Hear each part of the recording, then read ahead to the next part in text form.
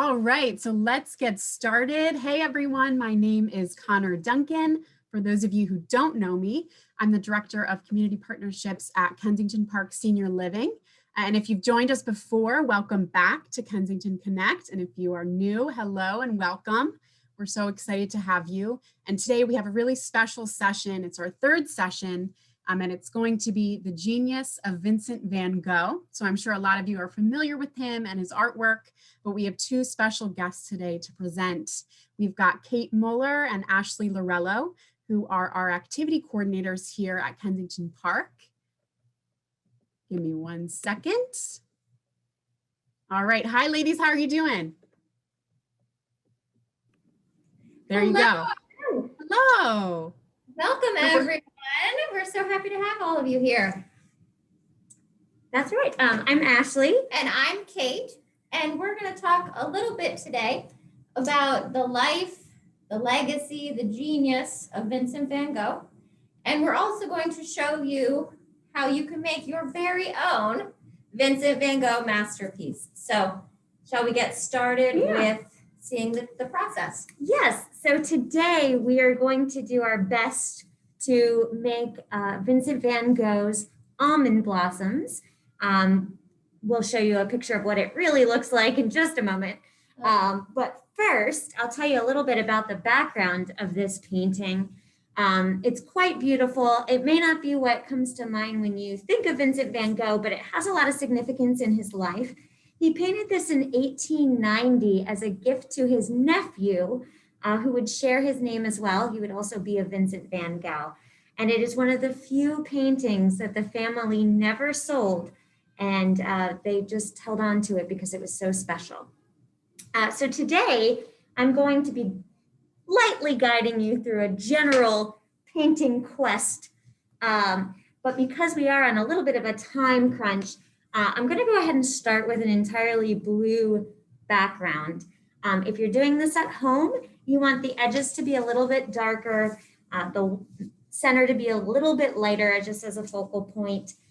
You can use any blue of your choosing. Just mix a little white or even a little yellow to get that turquoise color in the middle. If you are painting along, I would recommend using a filbert brush, if you can see that. It's a little bit rounded at the top. It's my preferred brush, but you can paint with whatever you want. I like my brushes like I like my donuts, round. So I've also outlined kind of where I'm going. I don't know if you can see, with a little bit of a chalk outline, because as I paint, I will paint over it and it will disappear with water, but at least gives me a general direction for painting a Van Gogh in 30 minutes. And with that, I'm going to hand it back over to Kate. Yeah, because I have the easy job.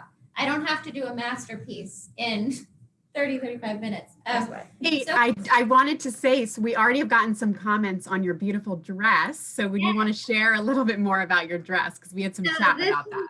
A dress with a print, if you can see it, of Vincent Van Gogh's Starry Night, what is essentially considered to be one of his, if not his greatest masterpiece. This is able to be purchased on Amazon, just like everything else. And I actually, believe it or not, owned this before I decided to do this presentation with my friend Ashley here. Awesome. So it just goes to show how much his legacy still continues today, that someone like me in 2021 owns a dress with his painting on it. Absolutely. Yeah. All right, so Connor, shall we go to the presentation? Okay, and one more forward, that's perfect. All right, oh, one back, please. Perfect. So here we have a self-portrait of Vincent Van Gogh. He lived from 1853 to 1890. There are quite a few self-portraits of Vincent Van Gogh. I'm sure you've seen many of them. Mostly because he couldn't afford models, so he just painted himself. So I picked one of the many here just to sort of show. So he was born March 30th, his birthday's coming up, in 1853 in Rood-Schoendert, Netherlands. His father, Theodorus Van Gogh. He was an austere country minister. And his mother, Anna Cornelia Carbentus, she was a very moody artist. Very moody. Wonder where Vincent got it. She loved nature and drawing and watercolors, and that was certainly transferred to her son. So Anna and Theodorus did have a son that was stillborn, on the exact same birthday as our Vincent Van Gogh. And he was also named Vincent Van Gogh. Yes, so exactly 1 year to the day of their son being stillborn, they had our Vincent Van Gogh. And so growing up, the Van Gogh family with his mother, they would go to the cemetery and paint together at his brother's gravestone. Oh my gosh. So growing up as a young boy, seeing a gravestone with his name and his birthday led, of course, to a very melancholy young Van Gogh. I can imagine. That sounds rough. I have to say though, as we were talking about the family, I did happen to learn that there were 4 Vincent Van Goghs. So we have Vincent Van Gogh, the painter. Mhm. We have his grandfather. We have the nephew. Yeah. Yeah. And so a whole bunch of Vincent Van Goghs out there. There's 4 of them. Yep. All right, now Connor, if you could advance to the next slide. Perfect. So Vincent Van Gogh on the left here, that's one of the very few photographs we have of him. He was the eldest of 6 living children. He had 2 younger brothers. The one was Theo, who we see on the right here. He ended up becoming Vincent's confidant, best friend, art dealer as well. And then another younger brother, Cor, and 3 younger sisters, Anna, Elizabeth, and Wilhelmine. So Theo Van Gogh, of course, would later play a very important role in his brother's life. We're going to hear quite a bit more about Theo as we continue learning about his life. So at age 15, Van Gogh's family was struggling financially, and he was forced to leave school and go to work. He got a job at his uncle Cornelius's art dealership in The Hague, and by this time, Van Gogh was fluent in French, German, and English, as well as his native Dutch. Very bright young man. Wow. Yeah. So in June of 1873, Van Gogh was transferred to his family's gallery in London. There he fell in love with English culture. He visited art galleries in his spare time. He also became a fan of the writings of Charles Dickens and George Eliot. He also fell in love with his landlady's daughter.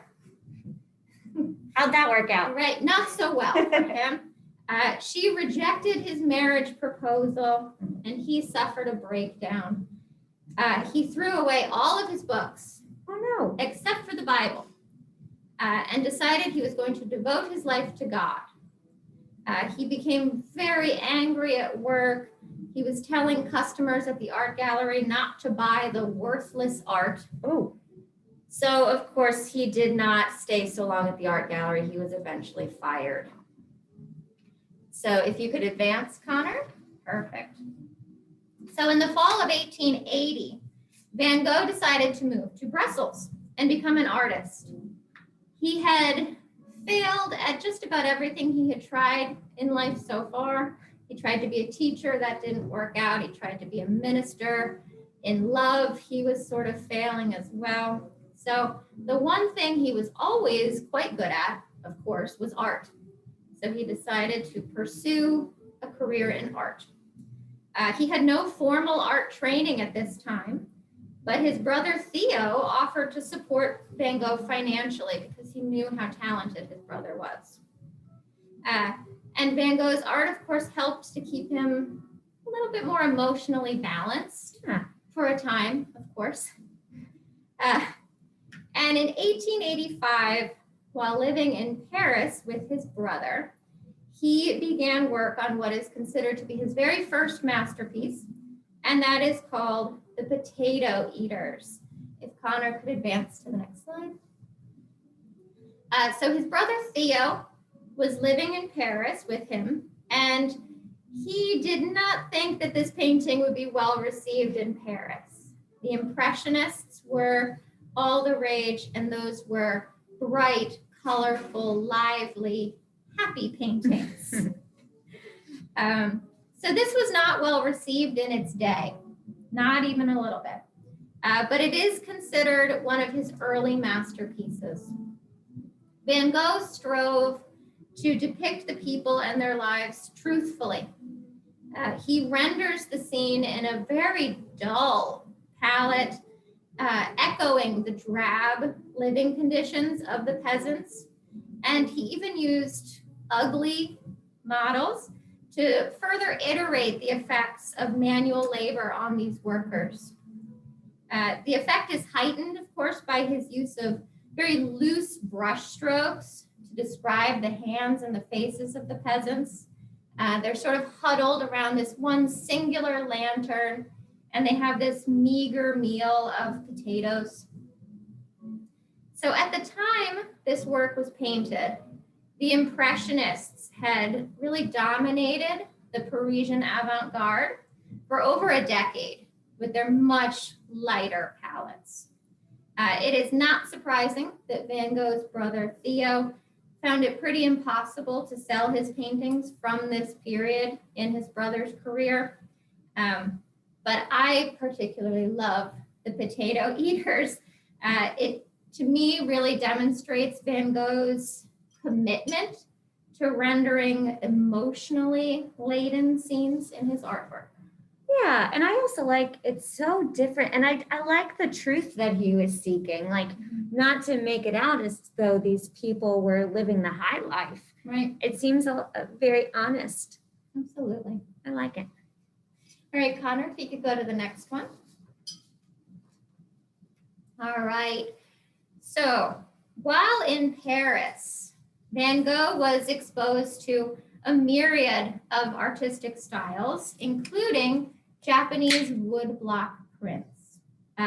These were newly available in the mid-19th century in the West, and Japanese style and Asian art swept Paris by storm.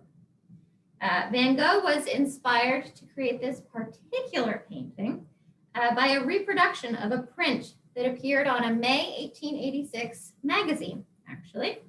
Van Gogh enlarges this image of the courtesan there in the center with a contrasting golden background.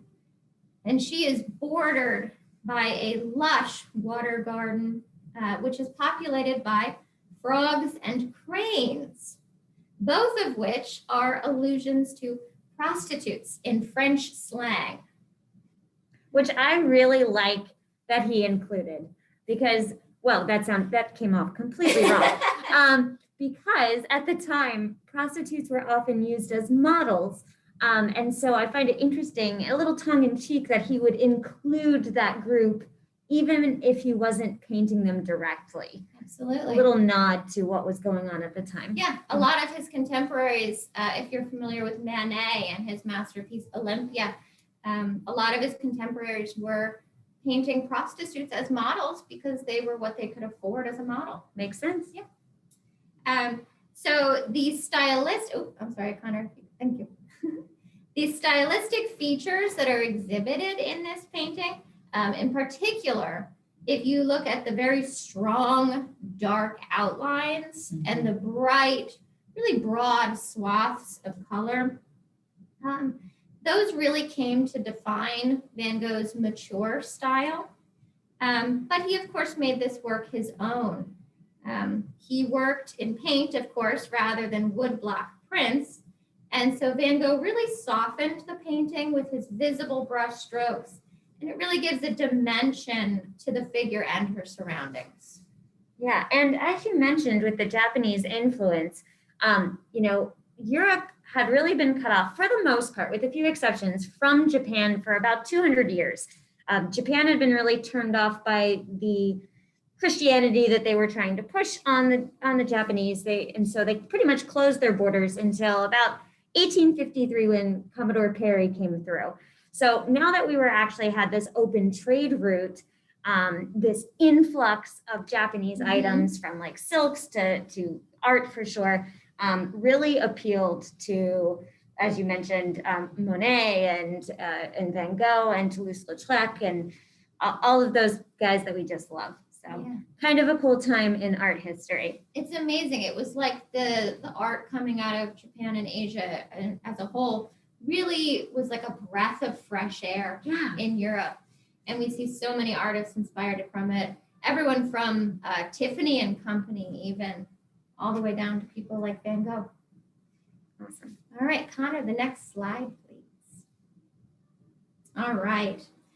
So Van Gogh became so influenced by Japanese art. He began studying Eastern philosophy and wanted to use everything Eastern to enhance his art and his life. He dreamed of traveling there, but he was actually told by Toulouse-Lautrec that the light in the village of Arles, France, was just like the light in Japan. Okay, all right. So in February of 1888, Van Gogh boarded a train to the south of France to go where the light was just like Japan. So he moved into the now famous Yellow House, and he began spending his money on paint rather than food. So this was one of the first scenes Van Gogh painted during his stay in Arles. And it's the first painting where he uses a nocturnal background.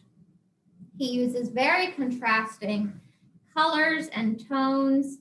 And Van Gogh here really achieves a luminous surface that really pulses with almost an interior light. The light is coming from within the painting, glowing outwards, and almost in defiance of the darkening sky. So the lines of the composition as well all point to the center of the work. It draws the viewer's eye almost along the pavement like you're walking down those cobblestone streets yourself. This cafe does still exist today. Really? Yes. And it is a mecca for Van Gogh fans to come and sort of experience Van Gogh while visiting the south of France. So Van Gogh painted this from observation. That's a practice that he inherited from the Impressionists. Impressionists are known for going out in plein air and painting what they see. And Van Gogh, in his earlier career, was doing that quite a bit. So this is from his direct observation. And I do think that that really helps give this sense of excitement. You can almost get a feel for how excited he was to be there. Just from the brush strokes, it really just leaps off of the canvas. There's so much life in this picture, even though the people aren't really prominent. It feels like you're in the middle of like Times Square. Like there's just this energy about it. It's really striking. Absolutely. I love it. All right, Connor, the next one, please. Okay. So we do, of course, know Van Gogh and his sunflowers. In December 1888, Van Gogh was living on coffee, bread, and absinthe in France. And he found himself feeling sick and strange. Really? Yeah. Shocking. Yes. Not the best diet for a healthful life. So before long, it became apparent to his brother, Theo, that in addition from maybe suffering from physical illness, his psychological health was also declining. Around this time, Van Gogh was also known to have been sipping on his turpentine that he washed his brushes with, and also eating his paint. So Theo offered fellow artist Gauguin money to move in with Van Gogh in Arles to help keep an eye on him. You know what? Theo seems like a really good guy. Theo will pop up again and again as his brother's biggest champion and supporter. I like Absolutely. So Van Gogh painted his Sunflower series to decorate the room that Gauguin was going to be staying at in the yellow house. So these lush brush strokes and the built-up texture of the sunflowers, Van Gogh employed a wide spectrum of yellows to describe these blossoms, due in part, of course, to recent inventions of new pigments that were now widely available. And so he could get these newer colors and nuance of tone. Van Gogh used these sunny hues to express the entire lifespan of a sunflower in one painting. So we go from the full bloom in bright yellow to the wilting and the dying blossoms in these more muted ochre yellow colors. This traditional painting of a vase of flowers is given new life through Van Gogh and sort of experimentation with color and line and texture. And he really, to me, infuses each flower with that sort of fleeting nature of life, and as well with his own melancholy nature. Yeah. Can I tell you a secret? Yes. I don't like sunflowers, but I like this painting. Yeah. It's charming. Yeah, this one I think really speaks to a lot of people. As a little girl, I would go to the Philadelphia Museum of Art with my parents. I'm from Philadelphia originally, the suburbs, and they have one of the sunflowers there. And I would always love to go visit it, I would say. Oh. So this has always had a particular soft spot in my heart. All right, Connor, the next one, please. Okay. So Van Gogh's The Bedroom depicts his living quarters in the little house known as the Yellow House. It's, of course, one of his most well-known images. He labored over this subject matter, the colors, the arrangements of the composition. He wrote many letters to his brother Theo about it. In one letter, he does say to his brother, it is to be suggestive here of rest or sleep in general. In a word, looking at the picture ought to rest the brain, or rather the imagination. With these bright yellow hues and the blues, you do get a sense of disquiet. But it also, with such bright colors, does sort of evoke a sunny, cheerful day and sort of a sense of warmth and calm like Van Gogh intended. But there is a bit of a funhouse effect to it as well. Yeah, I'm not sure. I mean, it's a beautiful painting. I'm not sure if it invokes calm in me. The funhouse element, I definitely see. And the chairs aren't pushed in. There's a few things that I think my mother would yell at me about. So, but other than that, it's maybe that has a reflection on his mental state, that for him, maybe this was very calm. Absolutely. I think it might say more about Van Gogh in the painting. But yes, he does play with proportions. He distorts and elongates the bed, but then that far wall really brings you right back into the foreground. Mm-hmm. It's an interesting composition. I think that's maybe why it's been such a fan favorite. So. All right, Connor, if you could go to the next one. Perfect. So within a month of living together, Van Gogh and Gauguin were arguing constantly. And one night, Gauguin walked out. Van Gogh followed him, and when Gauguin turned around, he says that he saw Van Gogh with a razor in his hand up to his ear. Gauguin at that point had absolutely as much of Van Gogh as he could handle, and he walked away. The police did find Van Gogh in his room the next morning, and of course he very famously cut off his ear. They admitted him to the hospital, and Theo actually arrived on Christmas Day to see Van Gogh, who was very weak from blood loss, and he was actually having violent seizures because he was drinking turpentine and eating paint.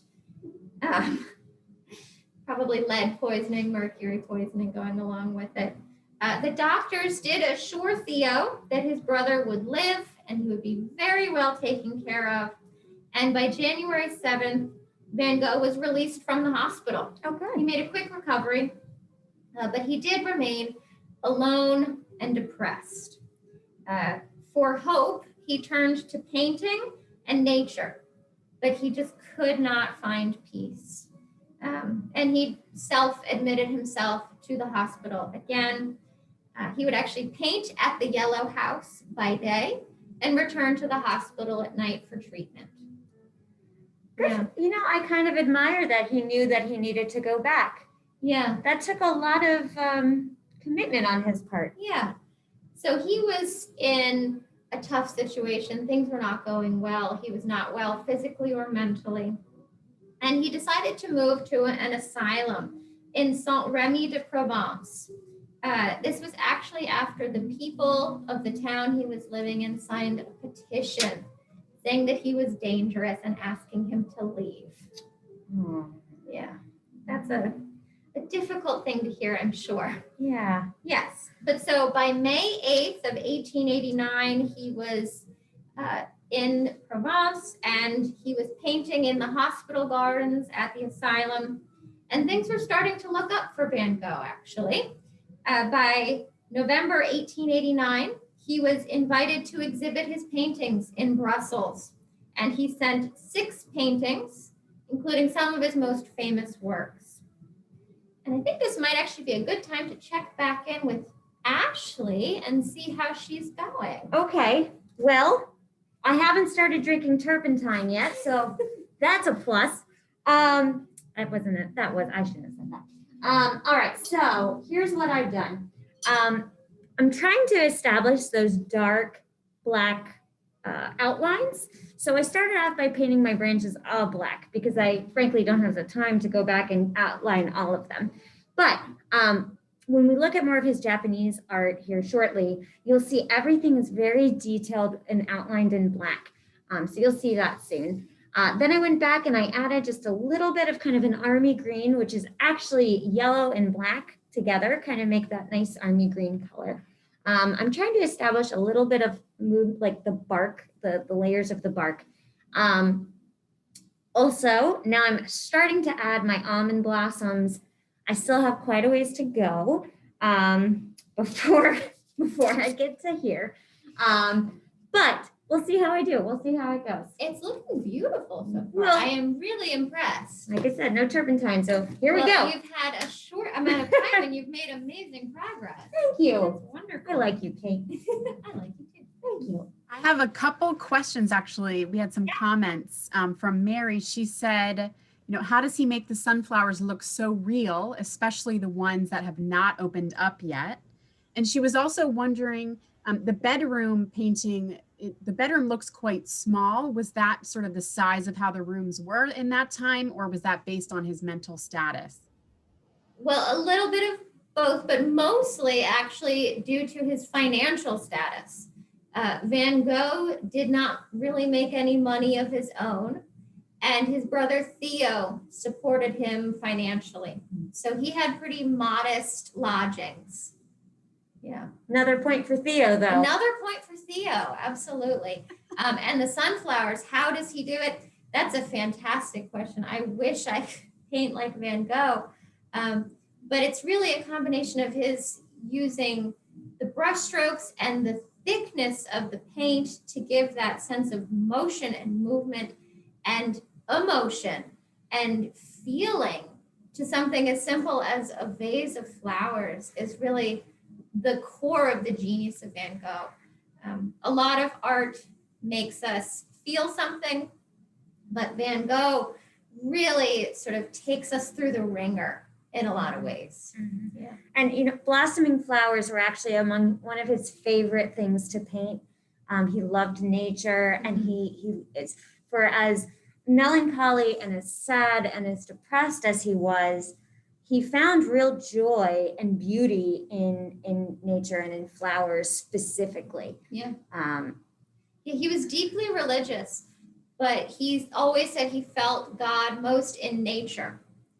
So the fact that he felt sort of this connection to nature and flowers is not surprising at all. And Van Gogh failed at a lot of things, pretty much over and over and over, but he always sort of kept picking himself back up and had this hope within him that it does make sense to me that the blossoms would be something that would speak to him. That's sort of a visual representation of new hope blossoming. Yeah. All right. And we had just one last comment. So Arlene said that she bought a print of the sunflowers when she traveled in Europe and gave it to her mom and framed it, and she has it now. So there's a lot of sentimentality and, you know, emotion tied to his work. Absolutely. I think a lot of people feel a strong emotional connection to Van Gogh. Yeah. That's wonderful. Thank you for sharing that. All right. Well, Connor, I think we can go back to the slideshow and then advance to the next one as well. Please. Thank you. Perfect. All right. So when he sent these 6 paintings to Brussels, one of them was what we see here, what everyone knows, what I'm wearing is Starry Night. And the other was Irises, which we will look at next, actually. So Starry Night is often considered to be Van Gogh's pinnacle achievement. Unlike most of his works, Starry Night was painted from memory and not out in the landscape. So this sort of emphasis on the interior emotional life of Van Gogh is very clear in this chaotic, swirling, tumultuous depiction of the sky. This is a radical departure from his previous, much more natural landscapes.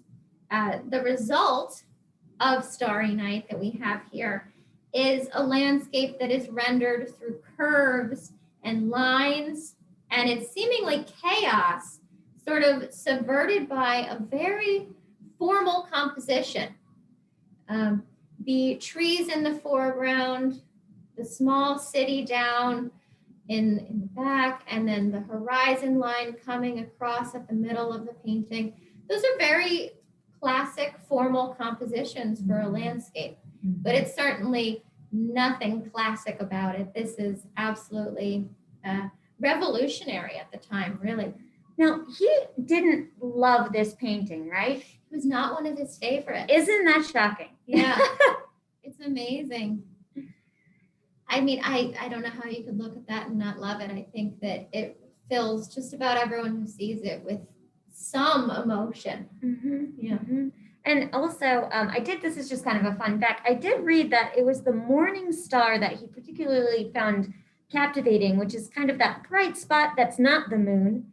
And an astronomer came back and said, well, that's Venus. That's actually what would have been in the sky at that time from where he was painting. So, occasionally we see a bright star and on the news we hear it's Venus. And next time that happens, you can look up and know that you're looking at the Starry Night that Van Gogh saw. Or get your paints out and make your own. I like that better. Yeah. So Starry Night is really most famous for advancing painting beyond just the representation of a physical world.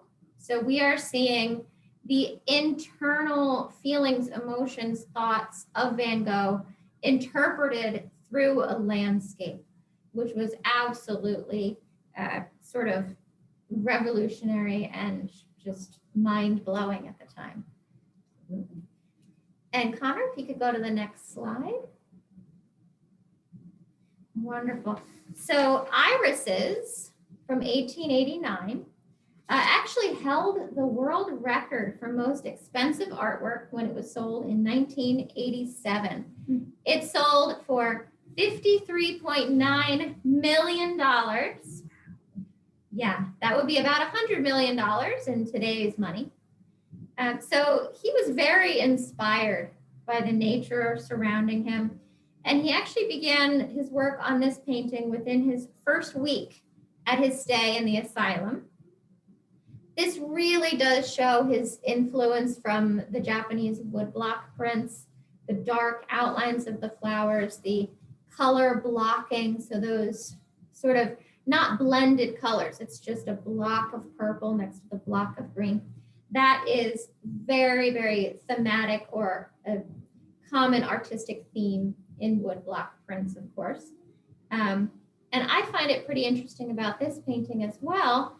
There are no known drawings of this piece. So often Van Gogh would do many, many drawings before he began a painting to sort of work out what he was going to do on the canvas. And we actually believe that there were no sketches of this because he did not consider this a masterpiece, but simply a study. Amazing. And it sold for $53.9 million. What a study that is. Really? Boy. I know. Will you go to the next slide, please?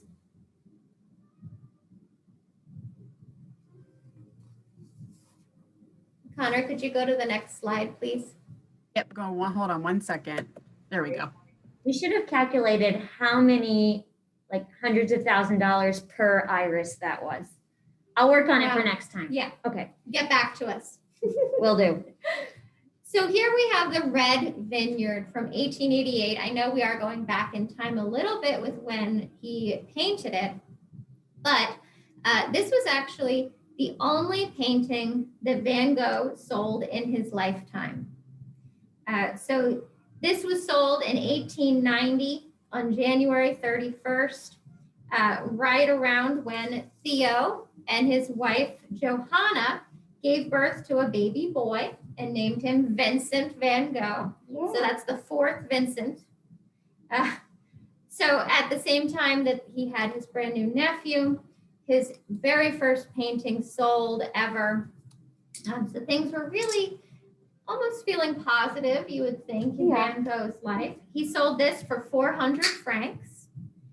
This was actually created in a single day on November 5th, 1888. He painted this about 2 weeks after Gauguin arrived and joined him in Arles. And if you are a fan or familiar of Gauguin, you might really see how the very colorful works of Gauguin inspired this painting. Absolutely. Gauguin is no stranger of deep reds and ochres and burnt oranges, and you can really get a sense that he was inspired by Gauguin's color palette in this painting.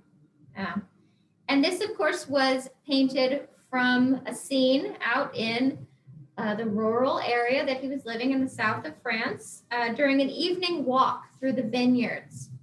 Van Gogh loved to go out into nature and also paint from memory. He felt that when he painted from memory, it gave it a more artistic look, however. So this is the one and only painting he ever sold within his lifetime. All right, Connor, the next one, please.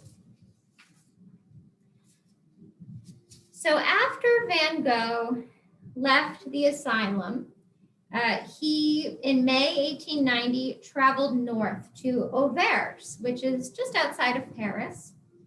This church at Urbes is one of the most well-known images from the last few months of his life. He really imbues the landscape with a sense of movement and emotion. He renders this scene with these contrasting, vivid colors and brush strokes that really lead you through the painting. So I mentioned earlier that Van Gogh felt most connected to God in nature and not in the buildings of man, as he has put it. So if we look at this church at Urbes, it's almost distorted. The perspective is definitely not quite right. And the paths on either side of the church lead you anywhere but the building. Interesting. Right? And if you also notice, the background behind the church is dark and foreboding almost. It looks like a stormy night. Yeah, it really does. But then we look at the foreground of the painting in the front. It's these almost acidic, bright greens and yellows, like it's the middle of the day. and cutting the scene directly in the middle on the horizontal horizon there is that dark shadow of the church, which Wait a minute. really, it doesn't make sense. If the sun's on this side, Exactly. how? The shadow is not matching up with the source of light in the painting. So it's almost like this heavy, shadowed building that almost looks a little spooky. Yeah. But just outside of it, we see a peasant walking along this bright, sunshiny daylight. So some people do feel that this might have really been showing the inner turmoil in his mind and his sort of difficulties going on emotionally and with his mental illness. Yeah. So of course he was plagued by instability his entire life, but that did infuse his works with this very unique blend of charm and tension, which I find fascinating. All right, Connor, if you could go to the next slide. Thank you. So his brother Theo found a physician named Dr. Paul Gache. He lived in Urbes, and he agreed to take Van Gogh on as a patient and also a tenant. So Van Gogh moved into a room that he rented from Dr. Gache. And in Dr. Gache, Vincent found a personal connection. He even wrote to his sister, "I have found a true friend in Dr. Gache, something like another brother. So much do we resemble each other physically and also mentally." And I do see the physical resemblance. I do. I'm slightly concerned about a doctor that he feels that he resembles mentally when he himself Was so unstable. Yeah. Absolutely. So Van Gogh here, he depicts Gache at a red table with yellow books, and that's a foxglove flower in the little vase in front. And we do see this sort of far away, 1,000-yard stare on Dr. Gache, and a real sense of sadness that we don't know if that's Van Gogh reflecting his own mental state on Dr. Gache, or if they were, in fact, really both melancholy sorts. Yeah. So Van Gogh actually wrote to his old friend Gauguin that he hoped this portrait would show the heartbroken expression of our time.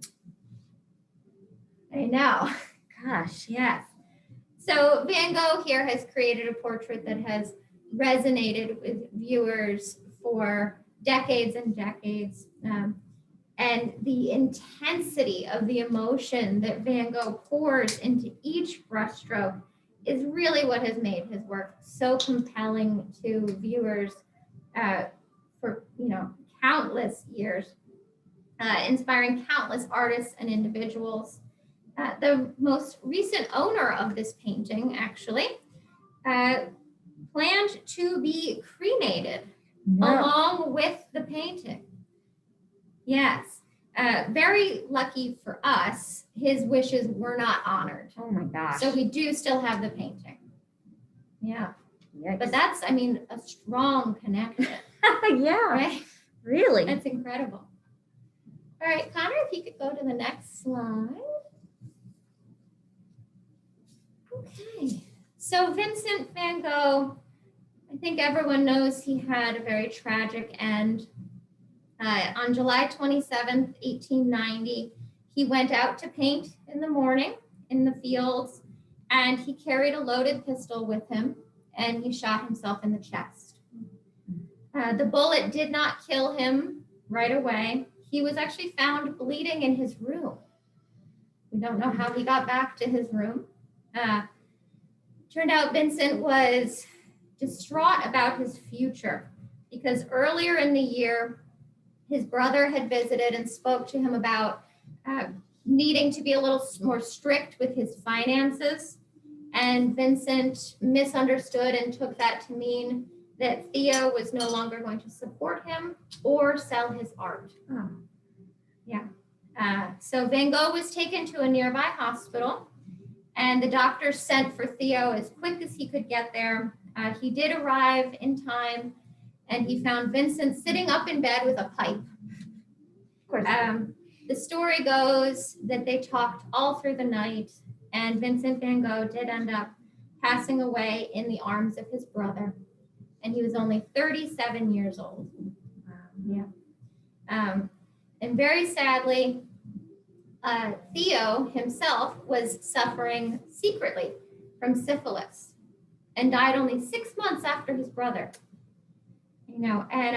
So the brother was actually buried in Utrecht, but his wife, who was also a devoted supporter of Vincent Van Gogh, eventually had Theo's body reburied next to Vincent's in 1914.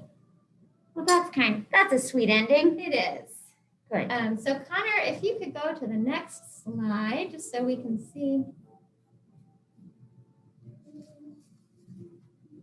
a little bit more about Vincent Van Gogh's legacy. Hold on one second. Sure. So here we actually see, this is an immersive experience, that last slide that you can go to, and you can almost sort of walk into Vincent Van Gogh's paintings. It must be a real treat.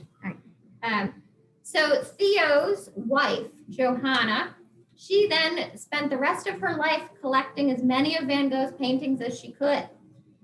But she discovered that many had been destroyed or lost. Van Gogh's own mother had actually thrown away crates of his artwork. No, but she spent the remainder of her life tracking down as many of the estimated 900 paintings that Van Gogh did in the last 10 years of his life. So on March 17th, 1901, Johanna did display 71 of Van Gogh's paintings in Paris, and his fame exploded. He was a sensation on the Paris art world.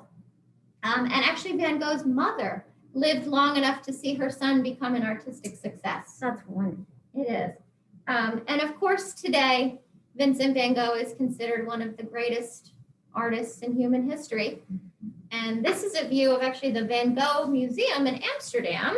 Yeah, I actually had the opportunity to go to this museum, and it was, I didn't realize how much talent he had until I could see them in person, because you can see every brush stroke and it's incredible. So consider myself very fortunate to have gone.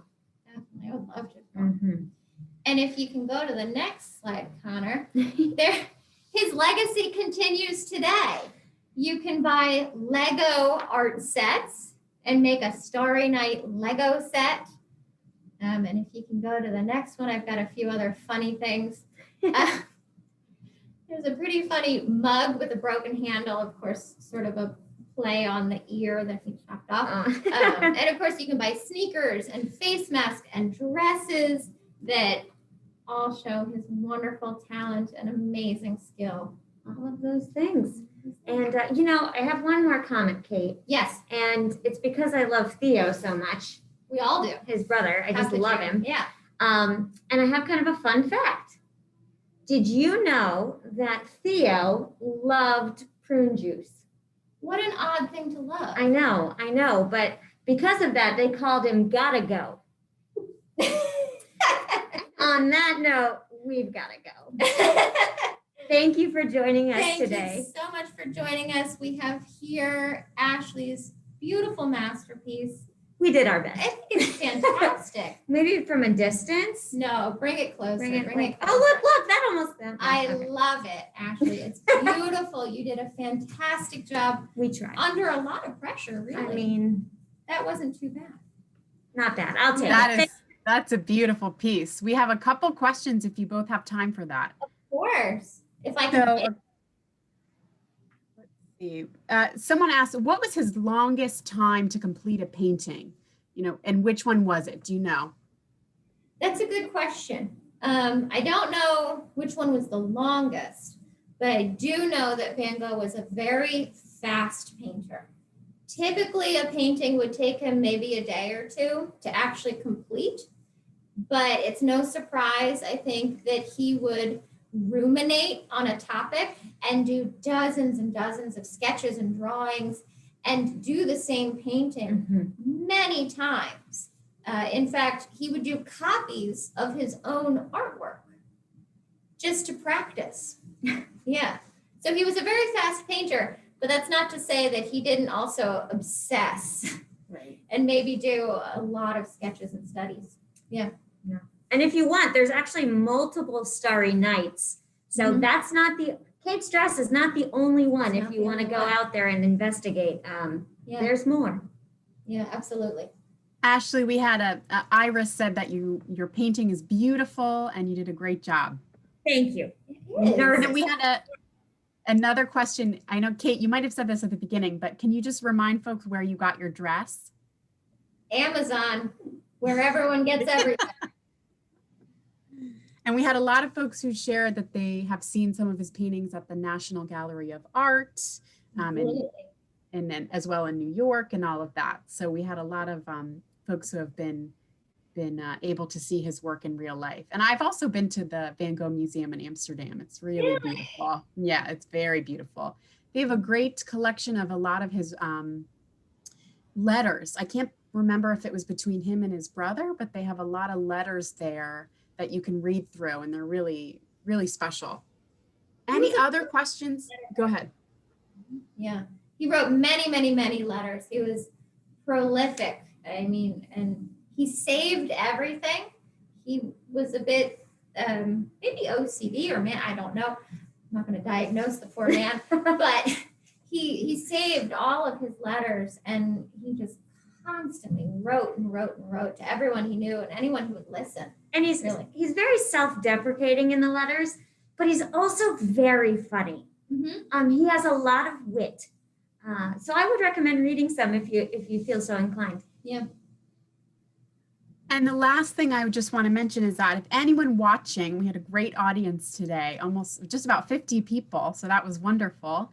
If anyone wants to receive their own complimentary paint kit, we will mail you a canvas as well as some paints that Kate and Ashley have picked out to paint this particular painting.